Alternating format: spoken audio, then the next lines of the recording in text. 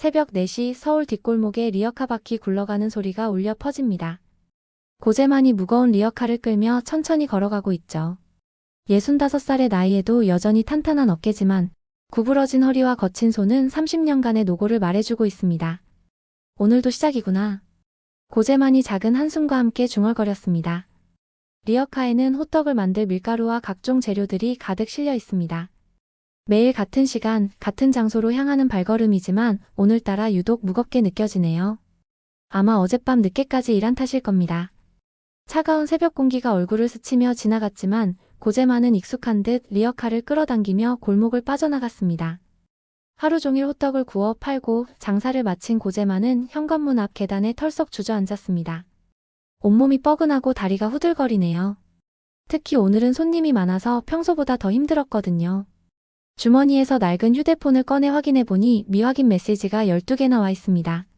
가장 위에 있는 메시지를 눌러보자 화면에 익숙한 이름들이 뜨기 시작했죠. 김철수, 박영호, 이상문. 모두 중학교 때 같은 반이었던 친구들입니다. 중학교 3학년 12회 동창회 안내입니다. 제 만나. 이번 주 토요일 오후 5시 서울 그랜드 호텔 뷔페에서 만나자. 꼭 나와라. 모두 기다린다. 고재만의 손이 잠시 멈췄습니다. 중학교 동창회라. 벌써 몇십 년이 지났는데 아직도 연락이 오는군요. 마지막으로 만난 게 언제였더라? 아마 20년도 더 전 일일 겁니다. 순간 과거의 기억들이 파노라마처럼 스쳐 지나갔습니다. 학창시절 늘 꼴찌를 도맡아 하던 자신의 모습, 그리고 반에서 가장 공부 잘하던 윤태식이 시험지를 책상에 던지며 했던 말들이 선명하게 떠올랐죠. 야 꼴찌, 너 때문에 우리 반 평균 떨어져. 그때 반 아이들이 킬킬거리며 웃던 소리도 생생합니다. 고재만은 구석에서 고개를 숙인 채 아무 말도 하지 못했었죠. 그 시절의 상처는 지금도 마음 한구석에 남아있습니다. 가난한 집안 탓에 늘 남루한 옷을 입고 다녔고 공부할 시간도 부족했던 기억들이 아직도 선명하거든요. 현재로 돌아온 고재만은 쓴웃음을 지으며 휴대폰을 꺼버렸습니다. 내가 가서 뭐하냐. 리어카 끄는 놈이 그 잘난 사람들 사이에서. 집 안으로 들어가며 고재만은 작게 중얼거렸습니다. 오늘따라 어깨가 더욱 무거워진 느낌이네요. 며칠이 흘렀습니다. 토요일 오후 막내딸 지윤이 아버지 집을 찾아왔네요. 35살의 지윤은 공무원 정장을 단정하게 차려입고 있었습니다. 아버지가 설거지하는 뒷모습을 보며 마음이 찡해졌죠. 구부러진 어깨와 성성한 백발이 세월의 무게를 말해주고 있었거든요. 아버지, 오늘 왜 이렇게 조용하세요? 지윤이 부엌으로 다가가며 물었습니다. 평소 같으면 딸이 오면 반갑게 맞아주시는데 오늘은 왠지 기운이 없어 보였거든요. 고재만은 설거지를 마치고 수건으로 손을 닦으며 대답했죠. 그냥. 별일 아니야. 우리 막내는 언제 와도 반갑구나. 하지만 지윤은 아버지의 표정에서 뭔가 다른 것을 느꼈습니다. 평소와 다른 침울한 기운이 감돌고 있었거든요. 지윤이 거실 테이블 위에 놓여진 아버지 휴대폰을 보게 되었습니다. 화면에 동창회 문자가 그대로 떠 있었죠. 메시지를 읽어본 지윤의 표정이 밝아졌습니다. 아버지, 이거 동창회 문자 아닌가요? 왜 안 가세요? 친구들 만나는 거 좋잖아요. 고재만은 잠시 망설이다가 한숨을 내쉬었습니다. 그냥. 아버지는 어울리지 않아. 다들 잘 사는데 나만 이 모양이니까. 지윤이 아버지의 거친 손을 잡으며 말했습니다. 호떡을 굽느라 굳어진 손이지만 지윤에게는 세상에서 가장 따뜻한 손이었거든요. 아버지가 우리 새 키우느라 얼마나 고생하셨는데. 그분들이 뭐가 대단하다고요? 고재만의 눈이 잠시 흔들렸습니다. 딸의 말이 마음을 울렸거든요. 지윤아, 아버지는 정말 아무것도 가진 게 없어. 학벌도 없고 돈도 없고. 그 사람들 앞에 나서기가 부끄러워. 아버지, 그게 뭐가 중요해요? 저희 3남매 모두 제대로 키워내셨잖아요. 그것보다 더 대단한 게 어디 있어요? 지윤의 목소리에는 확신이 담겨 있었습니다. 고재만은 딸의 눈을 바라보며 조금씩 마음이 움직이기 시작했죠. 그래도 내가 가서 무슨 할 말이 있겠어? 호떡이나 구워서 먹고 사는 사람이. 아버지 한 번만 가보세요. 저희도 함께 갈게요. 오빠들도 분명 찬성할 거예요. 지윤이 휴대폰을 들고 형들에게 전화를 걸기 시작했습니다. 고재만은 딸의 모습을 보며 내심 고민에 빠졌죠. 과연 자신이 그 자리에 어울릴 수 있을까요? 일주일 후 토요일 오전 고재만의 집은 그 어느 때보다 북적거렸습니다. 큰아들 준호와 둘째 민석이 함께 와서 아버지를 설득하고 있었거든요. 삼남매가 모두 모인 것은 정말 오랜만이었습니다. 아버지 정말 가셔야 해요. 저희도 같이 갈 테니까 걱정하지 마세요. 40살의 준호가 진지하게 말했습니다.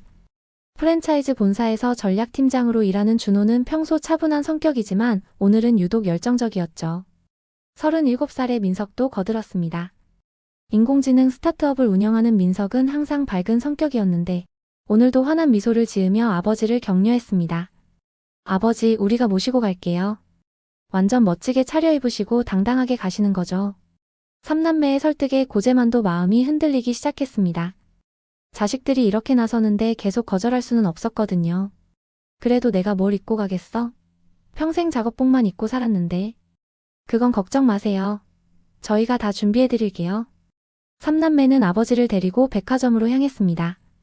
고재만은 처음 가보는 고급 백화점에서 어리둥절했지만 자식들이 이끄는 대로 따라갔죠. 정장 매장에 들어서자 점원이 반겨주었습니다. 어머, 아버님 체격이 정말 좋으시네요. 이 정장 입으시면 완전히 달라 보이실 거예요. 준호가 아버지께 정장을 골라드리며 말했습니다. 아버지, 이거 어떠세요? 진짜 멋있어 보이는데요. 진한 네이비색 정장이었는데 고재만의 체격에 잘 어울릴 것 같았습니다. 민석도 넥타이를 들고 왔습니다. 와, 아버지 완전 회장님 같은데요? 정말 멋져요. 고재만이 피팅룸에서 나오자 삼남매의 눈이 휘둥그레졌습니다. 평소 작업복만 입던 아버지가 이렇게 달라 보일 줄 몰랐거든요. 지훈이 감탄하며 말했습니다. 아버지, 정말 다른 사람 같아요. 완전 근사하시네요. 고재만도 거울 속 자신의 모습을 보며 어색하지만 뿌듯한 미소를 짓고 있었습니다. 이거, 나 맞나? 정말 신기하네. 구두와 시계까지 새로 맞춘 고재만의 모습은 정말 한 사람의 품격 있는 신사였습니다. 30년 동안 숨겨져 있던 아버지의 진짜 모습이 드러나는 순간이었죠. 아버지, 이제 정말 자신 있으시죠? 준호가 물었고 고재만은 조심스럽게 고개를 끄덕였습니다. 마음 한구석에는 여전히 불안함이 남아있었지만 자식들이 함께한다는 생각에 용기가 났거든요.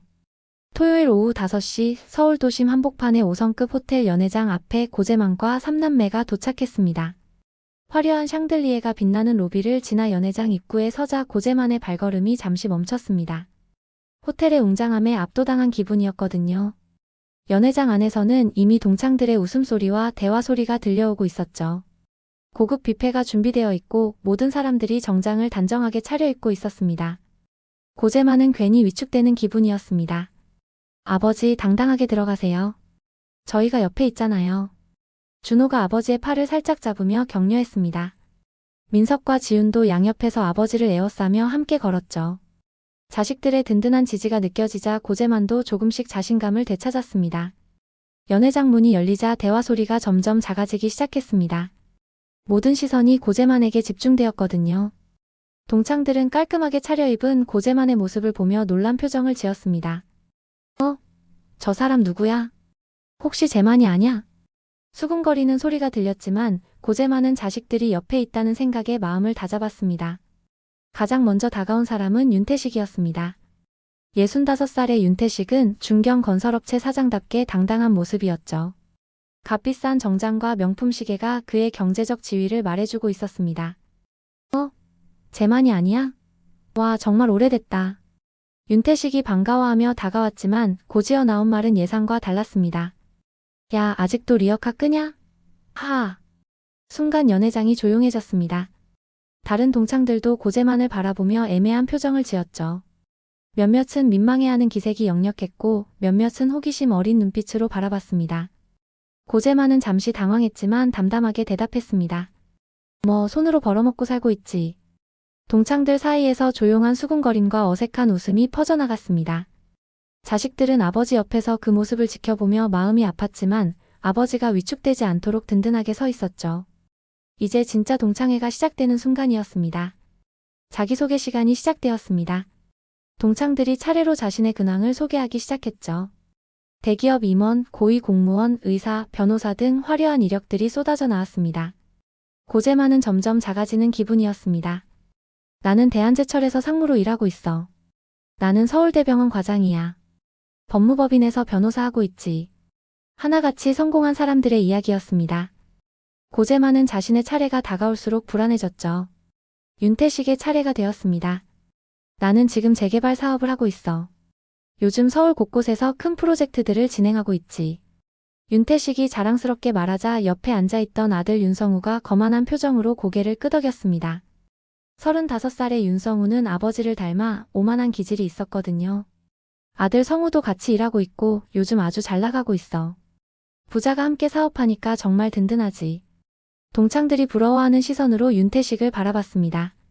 분위기는 점점 화려한 성공담들로 가득 차고 있었죠. 드디어 고재만의 차례가 되었습니다. 모든 시선이 고재만에게 집중되었고 연회장이 조용해졌습니다. 고재만은 잠시 망설이다가 솔직하게 말했습니다. 나는 그냥 호떡 장사하고 있어. 고재만이 말하자 어색한 침묵이 흘렀습니다. 몇몇 동창들이 서로 눈치를 보며 미묘한 표정을 지었죠. 동정하는 듯한 시선도 있었고 어색해하는 표정도 있었습니다. 그때 지윤이 자리에서 일어섰습니다. 안녕하십니까? 저는 아버지의 막내딸 지윤입니다. 지윤의 차분하고 당당한 목소리에 동창들의 시선이 집중되었습니다. 깔끔한 정장 차림의 지윤은 자신감 넘치는 모습이었죠. 저는 서울시청 도시계획과에서 일하고 있습니다. 준호도 일어나서 정중하게 인사했습니다. 안녕하십니까? 저는 큰아들 준호입니다.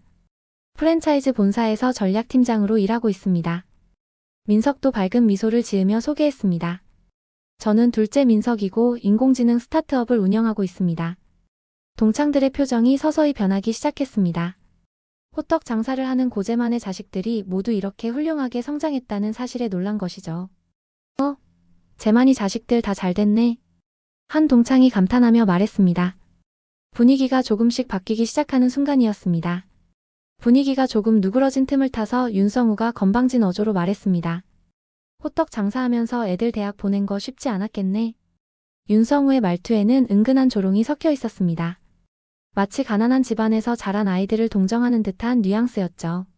다른 동창들도 그 말의 의미를 알아챘지만 아무도 말리지 않았습니다. 하지만 고재만은 조용히 미소만 지었습니다. 자식들이 자랑스럽다는 표정이었죠. 그 미소에는 30년간의 고생과 자부심이 담겨 있었습니다. 지윤이 차분하게 대답했습니다. 3명 다 장학금으로 학교를 다녔습니다.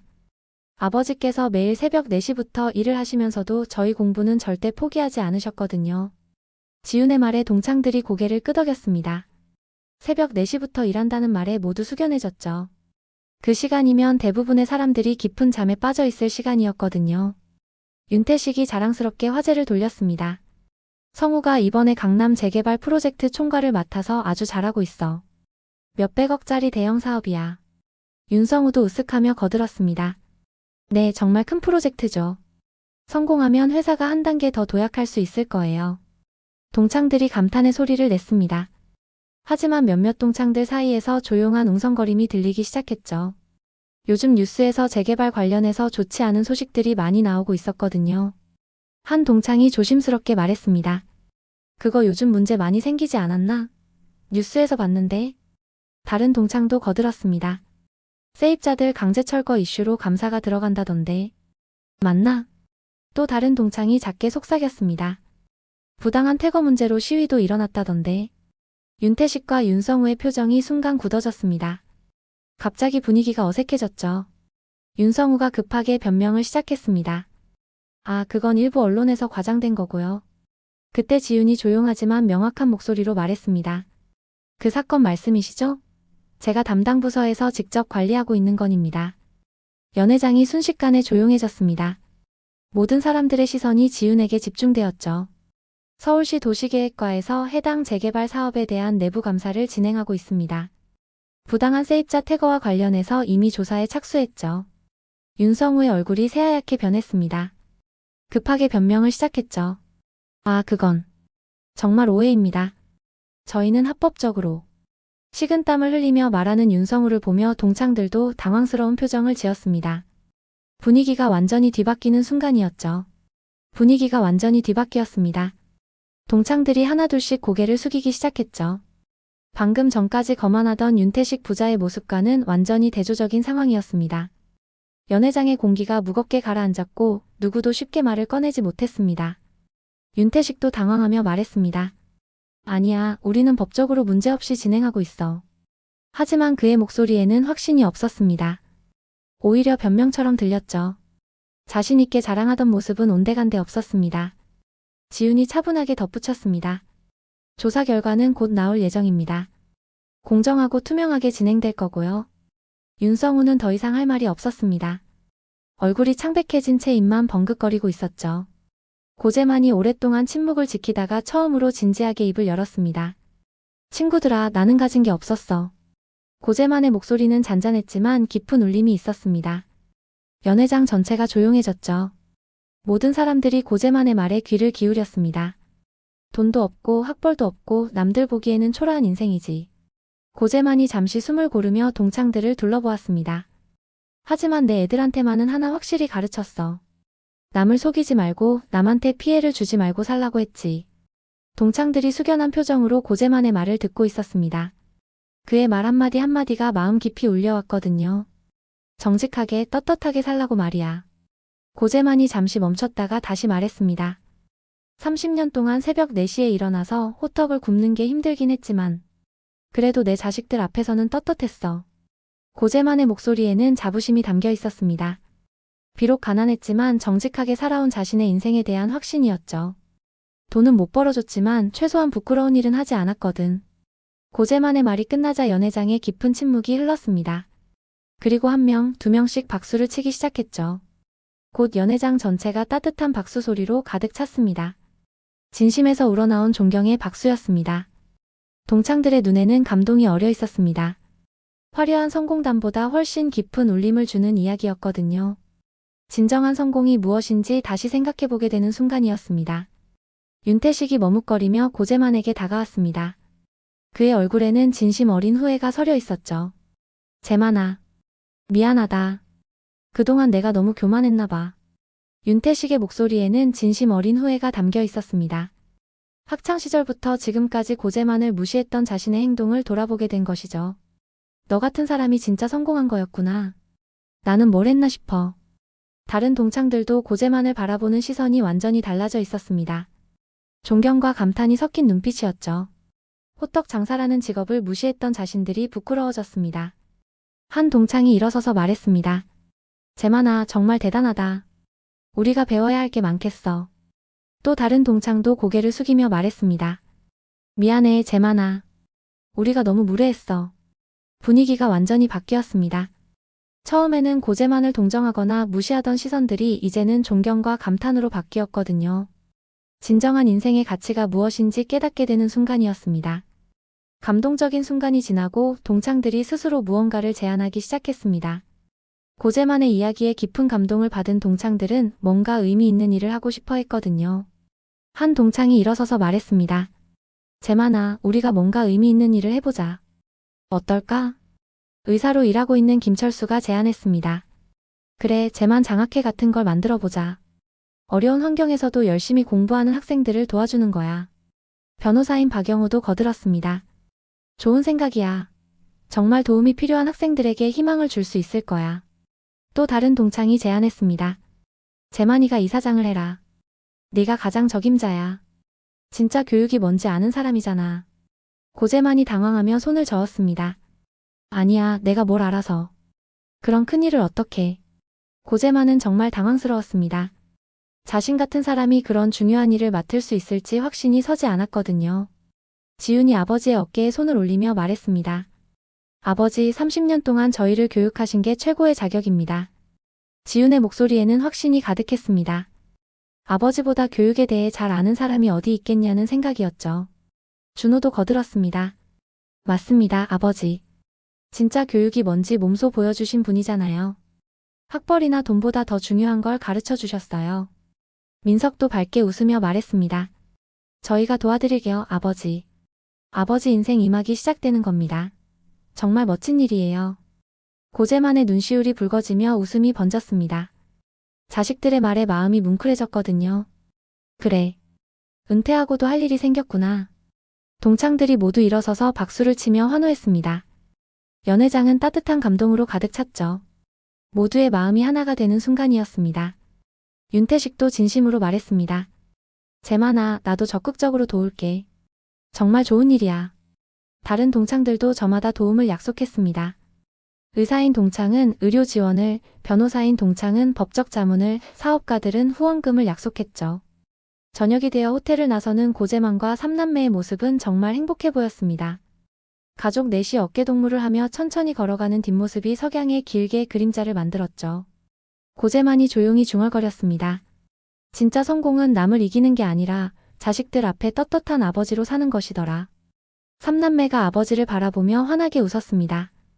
오늘 하루는 평생 잊지 못할 소중한 추억이 될 것 같았거든요. 며칠 후 고재만은 새벽 4시에 일어나 리어카를 끌고 나왔습니다.